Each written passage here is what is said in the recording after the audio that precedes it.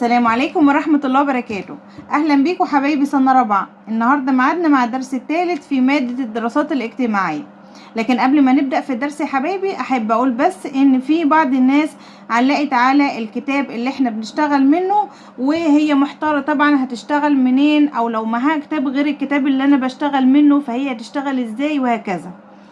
حبايبي أي كتاب معاك سواء كان الأضواء أو سلاح التلميذ أو قطر الندى او اي كتاب تاني، اي كتاب معاك ممكن تشتغل منه، لكن انت هتسمع الشرح لانه هو موجود في الكتاب ده، هو في الكتاب ده الشرح هو فانت هتفهم الدرس مني وتذاكره معايا وتطبق عليه في كتابك ايا كان بقى انت معاك كتاب ايه.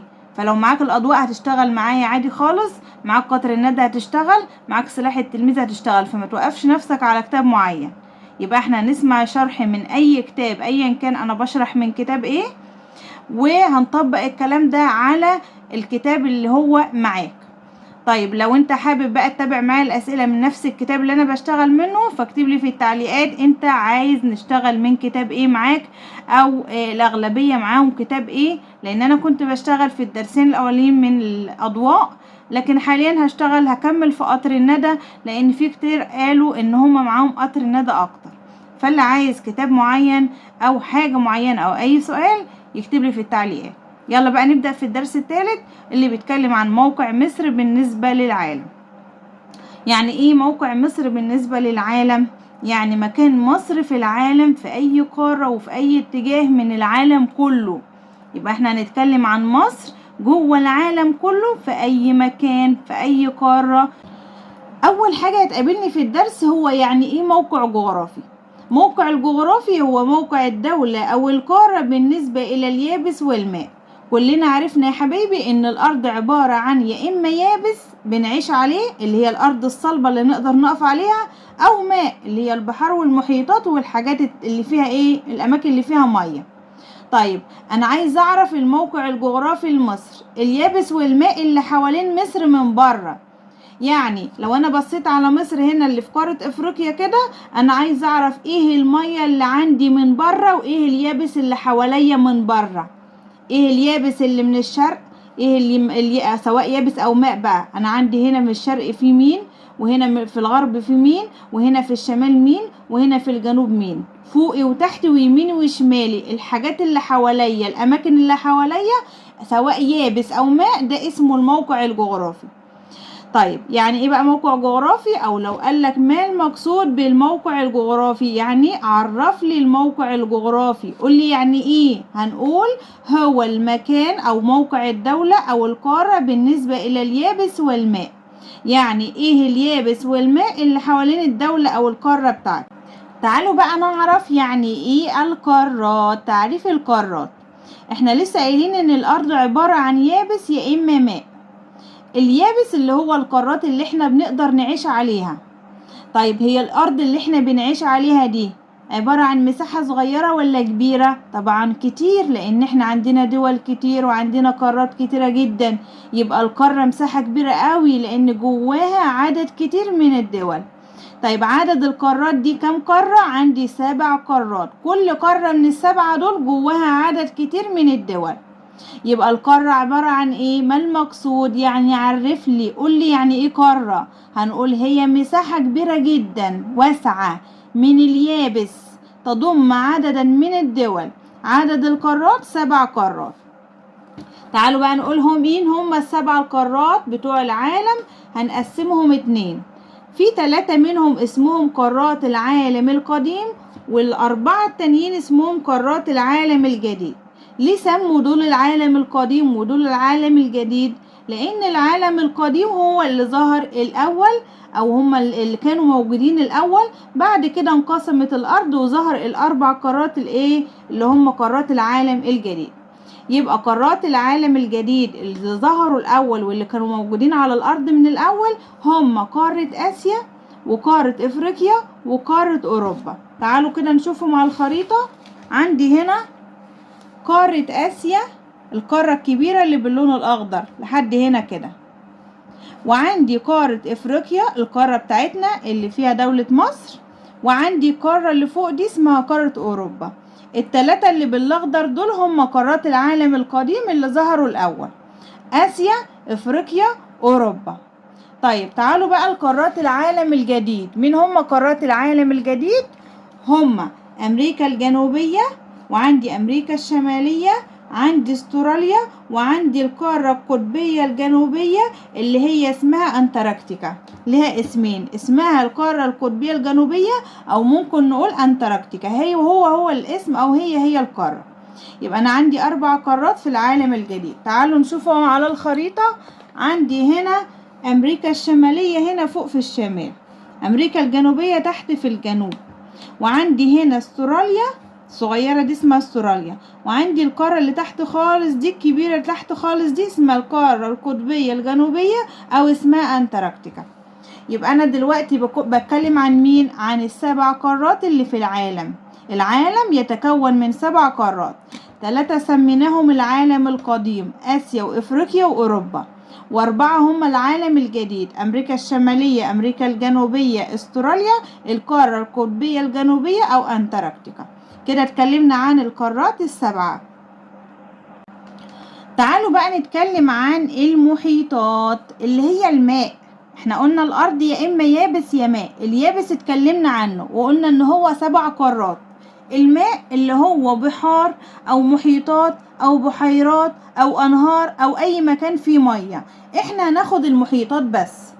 عايزين بقى نعرف يعني ايه محيط. احنا اتفقنا ان هو مية، بس لازم بقى نعمل تعريف للمحيط ونقول هو ايه. هنقول هو او هي المحيطات بقى مساحات واسعة من الماء المالح، مساحة كبيرة قوي قوي قوي اكبر من البحر. المية بتاع المحيط مالحة، ماشي، مش عذبة، ما اقدرش اشرب منها زي مية النهر، لا دي ماء مالح. ذات اعماق كبيرة. يعني ايه اعماق كبيرة؟ يعني واطية لتحت جدا جدا جدا، منخفضة قوي، المية بتاعتها كتيرة جدا وعميقة لحد تحت خالص، عشان كده بنقول عليها ذات اعماق كبيرة. يبقى تاني، ما المقصود بالمحيطات؟ او عرف لي المحيطات هي ايه، اعمل لها تعريف. هنقول هي مساحات واسعة كبيرة من الماء المالح ذات اعماق كبيرة جدا. عدد المحيطات اللي احنا هناخدهم 5 محيطات. يبقى انا عندي في العالم كله كم محيط؟ عندي 5 محيطات. تعالوا بقى ناخد ال5 محيطات ونقول اكبر محيط مين واصغر محيط مين. ممكن كمان نرتبهم من الكبير للصغير، يعني نشوف اكبر محيط وبعد كده اللي بعده اللي بعده لحد ما نوصل لاصغر محيط. اكبر محيط في العالم اسمه المحيط الهادي، ده اكبر محيط في العالم كله. طيب المحيط اللي بعده ده كده رقم 1. المحيط اللي بعده الاصغر منه شوية هو المحيط الاطلنطي.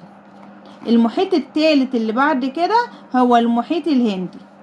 رقم 4 المحيط القطبي المتجمد الجنوبي أو القطب الجنوبي. و5 عندي المحيط المتجمد الشمالي، ده أصغر محيط. يبقى أكبر محيط مين؟ الهادي، وأصغر محيط الشمالي. الشمالي أصغر محيط. تعالوا بقى نرتبهم من الكبير للصغير. المحيط الهادي أكبر محيط، رقم 2 الأطلنطي، 3 الهندي، 4 المتجمد الجنوبي، 5 المتجمد الشمالي، ده أصغر محيط. تعالوا بقى نتكلم عن موقع مصر الجغرافي المتميز اللي احنا عمالين نقول عنه. عمالين نقول ان مصر موقعها ممتاز وجميل ورائع. طب ايه السبب اللي يخلي الموقع او المكان بتاعنا متميز كده واحسن مكان في العالم؟ هنقول لان مصر تقع في الركن الشمالي الشرقي لقارة افريقيا. طيب الركن الشمالي الشرقي لقارة ايه؟ افريقيا. طب ايه تاني نعرفه عن موقع مصر؟ انه يحيط بها اليابس من الغرب والجنوب. انا عندي ارض يابسة مفيش مية من الغرب ومن الجنوب. كمان عندي بحار، بحر من الشمال اسمه البحر المتوسط، وعندي بحر من الشرق اسمه البحر الاحمر. ده كده موقع مصر. طيب تعالوا نوضح الكلام ده اكتر على الخريطة بتاعتنا. لو بصيت على مصر هنا في المستطيل او المربع ده كده، هنلاقي ان مصر في قارة افريقيا. الكلام ده كده جميل. طب هي فوق ولا تحت؟ هي فوق، هي في افريقيا فوق، يبقى شمال. طب هي ناحية الشرق ولا الغرب؟ لا هي شرق. يبقى هنقول عليها ايه؟ هنقول عليها شمال شرق قارة مين؟ قارة افريقيا. طيب عندها يابس منين؟ في هنا يابس في الجنوب، ده تحت جنوب، يبقى انا عندي في الجنوب هنا يابس يعني ارض صلبة مفيش مية. وعندي في الغرب هنا ارض اهي، ارض صلبة في الغرب يابس. عندي بقى في الشمال هنا بحر المتوسط، يبقى هنا مفيش يابس، شمال بحر. وعندي هنا في الشرق برضو بحر اللي هو البحر الأحمر. يبقى اليابس فين والمية فين؟ اليابس في الجنوب وفي الغرب، والماء في الشمال وفي الشرق. تاني، اليابس عندي في الجنوب وفي الايه وفي الغرب، والماء اللي هي البحر الأحمر والبحر المتوسط في الشمال وفي الشرق. عندي البحر المتوسط شمالا والبحر الأحمر ايه شرقا. ده بالنسبة لموقع مصر. طيب ايه المتميز او ايه التميز في كده؟ ان احنا كده في قلب العالم، يعني لو بصيت على الثلاث قارات دول هنلاقينا في النص. في النص ما بين قارة افريقيا وما بين اسيا وما بين اوروبا، احنا في النص بالظبط. طيب قلب العالم يعني نقدر نوصل لأي مكان في العالم بسهولة، لان احنا لو بعيد هنا كن صعب ان احنا نوصل لآسيا، صعب ان احنا نطلع لحد اوروبا وهكذا. انما احنا لو في النص نقدر نوصل لأي مكان داخل افريقيا، نقدر نوصل لآسيا، نقدر نوصل لأوروبا او هم يوصلوا لنا بكل سهولة. طيب تعالوا بقى نرجع للكلام اللي كنا بنقوله. كنا بنقول كمان ان تقع مصر في قلب العالم، قارات العالم القديم اللي انا لسه قايلاهم، في النص ما بين قارات العالم القديم اللي هم اسيا وافريقيا واوروبا. يبقى قلب الوطن العربي كمان، الوطن العربي اللي هو الدول بتاعته موجودة في اسيا وافريقيا. احنا برضو في قلب الوطن العربي اللي هي الدول اللي بتتكلم عربي، الدول العربية، احنا برضو في النص ما بين الدول العربية اللي في افريقيا وما بين الدول العربية اللي في اسيا، احنا برضو في النص. يبقى الوطن العربي فين وفين؟ في قارة اسيا وفي قارة افريقيا. كده الكلام اللي انا قلته ده كله هو موقع مصر الجغرافي. يبقى لو قالك قول لي ليه موقع مصر الجغرافي متميز، او كلمني عن الموقع الجغرافي، او قول لي فين مكان مصر من العالم، هنقول ايه بقى؟ هنقول الحاجات دي. هنقول ان مصر تقع في الركن الشمالي الشرقي لقارة افريقيا. كمان هنقول ان يحيط بها اليابس من الغرب والجنوب، ومن الشمال والشرق يحيط بها البحار، البحر المتوسط شمالا والشرق ايه البحر الاحمر. كمان هنقول ان مصر تقع قلب قارات العالم القديم، اسيا وافريقيا وايه واوروبا. وهنقول ان مصر تقع ايضا قلب الوطن العربي اللي هو موجود في قارة اسيا وافريقيا. طيب عندنا بقى كاتب كبير جدا اسمه جمال حمدان اللي هو قدامكم في الصورة ده، بيأكد على الكلام ده وبيقول ان موقع مصر متميز جدا. طيب بيقول ايه بقى جمال حمدان؟ بيقول نفس الكلام، ان مصر تقع بين قلب العالم وقلب ايه افريقيا، يعني جمعت ما بين الاتنين، مصر في قلب افريقيا وكمان في قلب العالم القديم. بيقول كمان ان مصر تلتقي البلد الوحيدة اللي بتلتقي ما بين قارتين وتقترب من قارة تالتة، هي ما بين الاتنين اللي هم افريقيا واسيا. مصر كده ما بين اسيا وما بين ايه افريقيا نفسها. طيب كمان بتقترب من القارة اللي فوق اللي هي قارة مين؟ قارة اوروبا. وبيقول كمان ان عندها بحرين الاحمر والمتوسط، وكمان عندها قناة السويس، وده طبعا مركز النقل الاول للغرب، يعني المكان اللي بيقدر نتصل عن طريقه بالايه بالغرب او بالدول الايه الغربية. تعالوا بقى نتكلم عن اهمية موقع مصر بالنسبة للاقتصاد المصري. يعني ايه للاقتصاد المصري؟ يعني الموقع ده بيهمني في انه بيجيب لي فلوس، بيساعدني على المشروعات والاقتصاد والتجارة ولا لا؟ طبعا اكيد. الكاتب بقى الجغرافي جمال حمدان بيقول بقى ان مصر ليها اهمية كبيرة زمان قديما وحديثا دلوقتي. ازاي بقى؟ بيقول ان ساعد موقع مصر اللي عمالين نتكلم عنه ده على ايه بقى؟ على تسهيل الاتصال بجيرانها تجاريا وحضاريا. يعني ايه الكلام ده؟ يعني بما اننا في النص في قلب العالم بما اننا عندنا هنا بحر وعندنا هنا بحر وعندنا قناة السويس، البحر ده انا بعمل فيه ايه؟ بقدر ان انا اجيب السفن بتاعتي واحط فيها البضاعة بتاعتي لو انا هشتغل في التجارة، واروح بقى ابيعها عند الغرب، سواء هنا في اوروبا او هنا في اسيا. امشي عن طريق البحر الاحمر او امشي عن طريق البحر المتوسط واروح ابيع التجارة بتاعتي. ممكن هما كمان يجوا عندي عن طريق البحرين دول. يبقى انا كده قدرت اوصل للاماكن دي بسهولة، لان عندي بحار، عند البحر المتوسط والاحمر. طيب مش شرط ان انا اوصل اعمل تجارة، ممكن اعمل حضارة، ممكن اروح اتعلم عندهم في الغرب، ممكن هم يجوا يكملوا تعليمهم عندي فيحصل اتصال حضاري. يعني انا اعرف الحضارة بتاعتهم واللغة بتاعتهم وهم يعرفوا الحضارة بتاعتي واللغة بتاعتي. كده اصبح ان انا اوصل للاماكن دي بسهولة وهم يوصلوا لي بسهولة. علشان كده بنقول تسهيل الاتصال.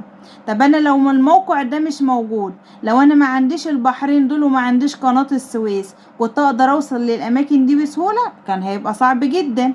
يبقى كده الموقع الجميل ده والبحرين وقناة السويس، الكلام ده بيعمل لي ايه؟ تسهيل الاتصال بجيراننا، سواء اللي في اوروبا او في اسيا. تجاريا لو انا هعمل تجارة في السفن، او حضاريا لو انا هروح اتعلم هناك او هاخد الحضارة بتاعتهم وايه واعمل واجيبها ايه مصر. طيب كمان بنقول ان مصر مركز تجاريا. زمان كانت مركز تجاري او في التجارة الدولية ما بين الشرق اللي هو في اسيا والغرب اللي هو في اوروبا والامريكتين. يعني اساس التجارة كانت مصر، اساس التجارة. كل الناس كانت بتيجي تعمل تجارة مع مصر، سواء من الشرق اللي هو في اسيا او اللي جايين من اوروبا او اللي جايين من امريكا الشمالية او امريكا الجنوبية. احنا المركز، احنا الايه الاساس. يبقى مصر مركز التجارة، بيجي ليها ناس تجار من كل مكان، سواء من الغرب او من الشرق. طيب لو قارة اسيا حابة ان هي تبعت بضاعة عندنا في مصر، تبعتها عن طريق البحر الاحمر ولا المتوسط؟ هنا اسيا هتمشي كده عن طريق البحر الاحمر ولا هتيجي من البحر المتوسط؟ طبعا هتيجي من البحر الاحمر لحد ما توصل لقناة السويس وتيجي عندي بقى هنا في مصر. يبقى البضاعة كانت بتيجي من آسيا عن طريق البحر الايه الأحمر لحد ما توصل قناة السويس، بعد كده تنقلها عندي عن طريق نهر النيل بقى، تقدر توصلها لأي مكان ايه في مصر، او تقدر ان احنا نوصل بكل ده لأوروبا. الأصل من الكلام ان الموقع الجميل ده خلى اي حد يقدر يوصل لي او انا اقدر اوصل لأي حد. طريقة الأسئلة بقى في الأماكن في الجزء ده أو الإجابة يا حبايبي هنعرفه بقى في الأسئلة. هنعرف السؤال يجي في المكان ده إزاي وهنجاوب عليه إزاي، وإيه اللي بيجي في الأسئلة وإيه اللي مش بيجي في الأسئلة. طيب كمان بيقول هنا إن حفر قناة السويس أفضل من الدوران حول أفريقيا. يعني إيه بقى؟ يعني إحنا زمان ما كانش عندنا قناة السويس، فكان علشان نوصل لقارة آسيا أو قارة أوروبا كنا بنلف كل اللفة دي، بنلف حوالين قارة أفريقيا علشان نوصل لآسيا أو نوصل لأوروبا. طب لما جينا عملنا بقى القناة سهلت لي الدنيا، بقينا بندخل من جوه، ما بنحتاجش ان احنا نلف حوالين القارة، بقينا بنمشي من جوه القارة نفسها ونقدر نوصل بسهولة هنا أو هنا. يبقى قناة السويس دي سهلت لي الدنيا ازاي؟ قدرت ان انا اوصل بيها او عن طريقها لاسيا واوروبا بسهولة، بدل ما الف حوالين القارة في الطريق الطويل ده اللي هو اسمه طريق رأس الرجاء الصالح، الطريق اللي هو القديم. تعالوا بقى نتكلم عن أهمية موقع مصر حديثا. يعني موقع مصر دلوقتي ايه اللي بيميزه عن الأول؟ قناة السويس اللي بتربط البحر الأحمر بالبحر المتوسط. لان احنا قلنا من شوية ان القناة دي سهلت الاتصال بدول العالم، قدرنا نوصل لآسيا وأوروبا عن طريق صغير أصغر من الطريق اللي موجود الأول اللي هو طريق رأس الرجاء الصالح. لأن طريق رأس الرجاء الصالح ده يا حبايبي كنا بنلف حوالين القارة كلها، قارة أفريقيا، علشان نقدر نوصل لآسيا وأوروبا. دلوقتي أصبح الطريق صغير وسهل جدا عن طريق قناة السويس. طب لو أنا قلت هي قناة السويس دي ادت لمصر أهمية كبيرة حديثا أو لموقع مصر أهمية، هنقول صح. طيب ليه بقى؟ بما تفسر أو لماذا ليه قناة السويس دي مهمة؟ لأنها ساعدت على تقليص مدة الإبحار. يعني قللت المدة، تقليص يعني تقليل، قللت المدة اللي أنا أقدر أوصل فيها من مكان للتاني. يعني احنا مثلا الأول علشان نوصل لأي مكان في آسيا كنا بنلف حوالين القارة كلها علشان نقدر نوصل المكان ده، فبناخد شهور علشان نوصل للمكان اللي احنا عايزين نروحه.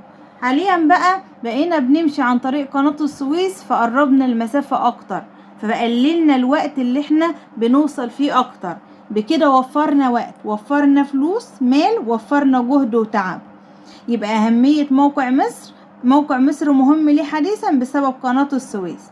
طب ليه بقى عملت ايه قناة السويس؟ سهلت الموضوع قوي. قولها بقى بالطريقة اللي تريحك او اللي انت فهمتها. ممكن نقول تقليل الوقت والجهد والمال، او توفير الوقت والمال والجهد. ممكن نقول قللت ساعات الابحار او مدة الابحار بين اسيا واوروبا. قولها بالطريقة اللي انت فهمتها، مفيش مشكلة خالص. تعالوا بقى نتكلم عن قناة السويس الجديدة. وليه اصلا يا ميس نعمل قناة سويس جديدة طالما موجود قناة سويس اصلا؟ علشان نوفر اكتر من الوقت ومن الجهد ومن الزحمة الموجودة في قناة السويس دي. فقناة السويس اللي اتعملت عام 2015، يعني من حوالي 8 أو 9 سنين، ساعدت اكتر على تقليل زمن مرور السفينة من 20 ساعة ل 11 ساعة. يعني بدل ما كانت السفينة بتوصل في 20 ساعة بقت توصل في 11 ساعة. ليه؟ لأن احنا بقينا عندنا قناتين، قناة بتمشي فيها سفن رايحة وقناة بتمشي فيها سفن جاية، أو قناة بتمشي فيها مجموعة سفن والمجموعة التانية بتمشي في القناة التانية. كده هيكون الازدحام قل أكتر، هيكون الطريق وسع أكتر لعدد كبير من السفن، فهتوصل طبعا أسرع. فبقت من 20 ساعة بقت أصبحت 11 ساعة فقط، فقللت الوقت، وبالتالي برضو تقليل الجهد. لما اوصل بسرعة مش هتعب كتير، فتقليل الجهد. تاني حاجة استيعاب سفن أكبر حجما وحمولة، لأن الطريق كده وسع، بقى طريقين، فأكيد السفن الكبيرة دي تقدر تمشي في المكان ده بسهولة. كمان تالت حاجة السماح بمرور السفن في الاتجاهين، تقدر السفن تمشي في الاتجاه القناة الأولى أو القناة التانية، فكده سهلت الدنيا أكتر. يبقى أنا لو قلت قناة السويس الجديدة زادت من أهمية مصر هقول صح. طب ليه؟ إيه السبب؟ عملت 3 حاجات: قللت الوقت من 20 ساعة ل 11 ساعة، كمان استيعاب سفن أكبر، كمان السماح بمرور السفن في الاتجاهين، فقللت طبعا الوقت والجهد. طيب هو يا مس موقع مصر ده مش مهم إلا بالبحر الأحمر والمتوسط وقناة السويس؟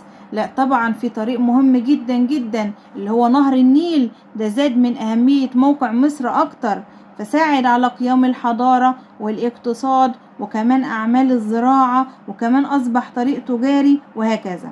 ازاي بقى صعد على قيام الحضارة؟ لان احنا قلنا ان الانسان المصري القديم كان عايش فوق الهضاب، بعدين عرف وادي النيل، ولما عرف نهر النيل قدر ان هو يزرع، ولما زرع بنى بيوت وعرف يعمل حضارة كبيرة زي اللي موجودة دلوقتي.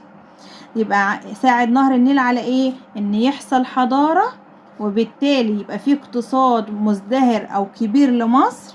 كمان بيكون فيه زراعة، لان احنا زرعنا عن طريق المياه العذبة بتاع نهر النيل.